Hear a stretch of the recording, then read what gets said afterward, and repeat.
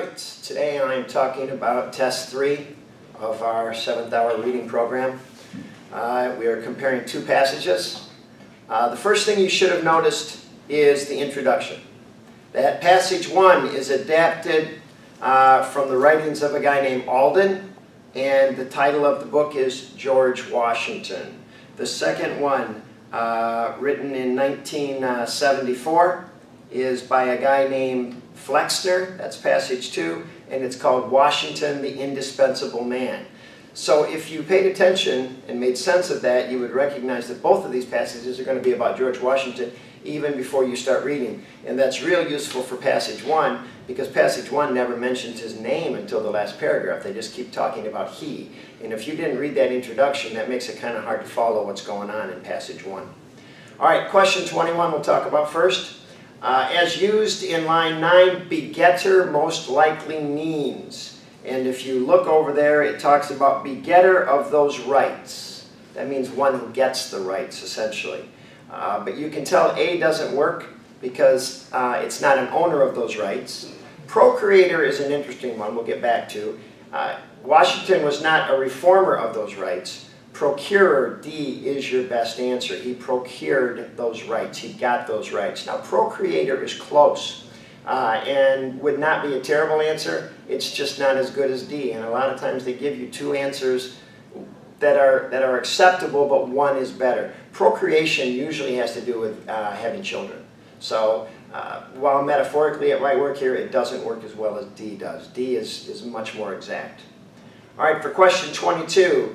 The author of passage 1 objects to the attitudes of certain later Americans, line 7, for which of the following reasons. And if you go over and look at that passage, later Americans gave more and more attention to their rights, less and less to the man who was the principal begetter of those rights.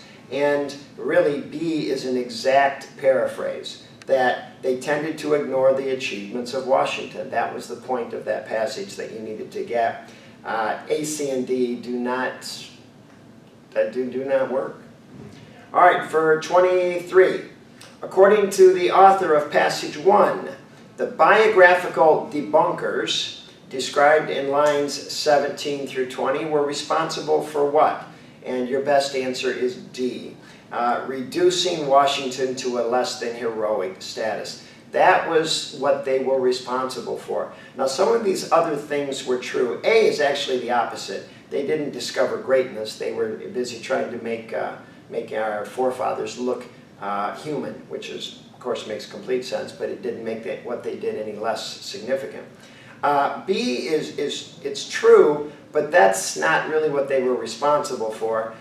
For C, writing inaccurate portrayals of Washington's patriotism, that's in fact what they did, but the result, what they were responsible for, is best described in D, that they made Washington to be a little bit less heroic.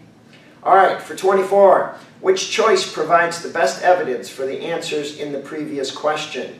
And your best answers is C, lines 20 through 23. And if you look over there, it says, among them were writers who sought to destroy the hallowed Washington, to reduce him to mortal or smaller proportions. They found sin in a saint. And that would be your best support. Of course, if you pick the wrong answer for 23, that makes 24 kind of hard to find. All right, 25, in lines 59 through 73, the author of passage 2 implies that the wildly supportive crowd, and they are asking you to look at a lot of lines. Lines 59 through 73, that is quite a bit. But the first part is simply Washington being overrun by throngs. He is on his way to the White House. He is going by horse and carriage. It's a trip that's going to take days, if not weeks. He's going to go through many towns, and every town that he goes to is full of people waiting to catch a glimpse of him.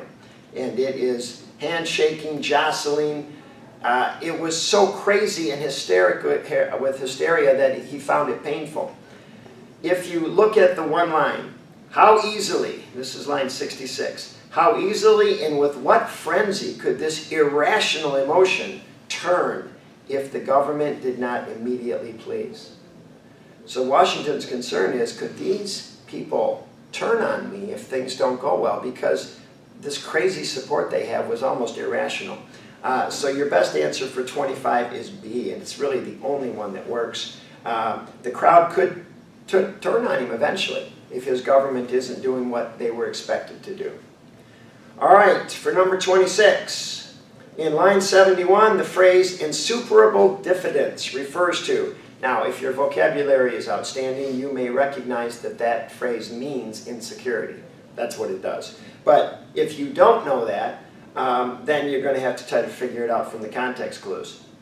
And it says, in such a new and critical situation that I feel an insuperable diffidence in my own abilities. So it's an analysis, it's an adjective being used to describe his own abilities. And you have to ask yourself as the reader, what does he think about his abilities in this passage? And he seems to be full of doubt here. This is not a passage of a confident man. He is worried. He finds their frenzy is painful. Most of his quotes do not show confidence. Your best answer is A. Washington is suffering a little bit from a lack of self-confidence at this point. All right, for question 27. The distinction between Washington's potential success in his task, line 73, and his command of the Continental Army might best be expressed in which of the following ways, and your best answer is C. His current task, as labeled in line 73, is becoming President of the United States. His previous task, that they want you to compare it to, was when he was a general. And your best answer, C. The first was as yet untried by Washington. He had never done this. He had no experience of being a president. In fact, there was no one in the world who had experience of being a president. The second one, being a general, that was something he was experienced with. And it had been done, revolutions we're speaking of, had been done thousands of times in human history. So your best answer is C. The first was untried and the second was familiar and possible because it had been done before. All right, for 28, again, they're going to make 2 points of comparison. This time they reverse the order from 27, though. Which pair of words best describes the author's view in passage 2 of Washington's duty, line 77, in the Continental Army and Washington's presidency? So, which word would first describe Washington's duty in the Army, and second, describe Washington's presidency? And your best one is C. By his own analysis, revolutions have been done 1,000 times. So, compared to being a president in a duly elected president in a democracy, being a general was unremarkable, whereas being president of the United States would be momentous. That's the point that they're making in passage 2. All right, for 29, according to the author of passage 2, which of the following is true about the statement that men were unequal to the task of governing themselves and therefore made for a master? Clearly that's not something Washington hopes is true, but to see that passage, you have to read it in the full context. He was on his way to lead an enterprise which, if he succeeded, would prove to all the world and for the future to time immemorial the falsity of the contention that men were unequal to the task of governing themselves and therefore made for a master. There were many people who believed you had to have a tyrant, you had to have a king, you had to have a dictator, you had to have somebody making decisions because people couldn't make decisions for themselves. The point of this passage and that quote is that Washington hoped his government would prove that that was not true. That in fact, people could rule themselves and you don't need a king. So your best answer is C. It's really the only one that works. The idea that that line would be disproved if Washington was successful as president. All right, for 30 and 31, these are overviews. They required to look at the whole passage. Which of the following best describes the primary difference between passage 1 and passage 2? And your best answer is A. Passage 1 describes the myths surrounding Washington's life, some of the myths that were put out there by the debunkers, while passage 2 presents Washington's view of his place in history, and he's very nervous about that. That is true. For B, passage 1 is not objective, and there's no way that passage 2 says that Washington was a perfect leader. For C, passage 2, that is not an accurate description, and for D, really they're both inaccurate. So it's pretty clear that A is the only one that works. For 31, which of the following statements would both authors agree with?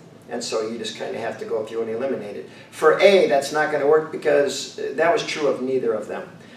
B is too extreme. Washington was indispensable to the success of world democracy. That's quite a statement. You may want to hold on to that one and wait and see.